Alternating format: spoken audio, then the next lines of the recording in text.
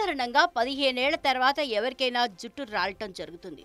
అందుకు కారణం జీన్స్ కావచ్చు, సుదీర్ఘ అనారోగ్యమైనా కావచ్చు, పెద్ద శస్త్రచికిత్స, తీవ్రమైన ఇన్ఫెక్షన్ లేదా ఒత్తిడి, ధూమపానం, ఆహారంలో ప్రోటీన్ లేకపోవడం, ఇలా చాలా కారణాలే ఉంటాయి.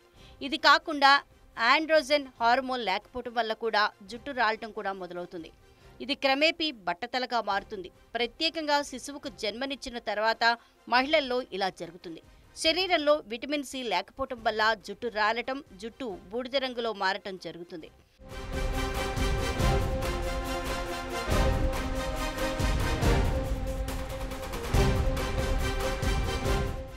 ఆహారంలో నిర్లక్ష్యం కారణంగా మహిళల్లో ఇనుము లోపం ఏర్పడుతుంది.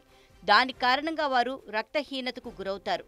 పోషకాహార లోపం కారణంగా ఋతుస్రావం సమయంలో అధిక రక్తస్రావం అవుతుంది. దాంతో శరీరంలో ఇనుము లోపం ఏర్పడుతుంది.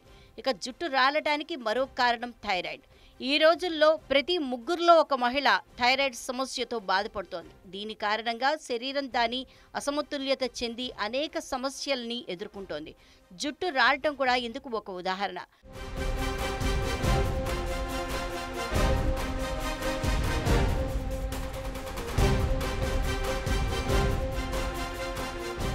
అయితే చిన్న చిట్కాల ద్వారా జుట్టు రాలకుండా కాపాడుకోవచ్చు.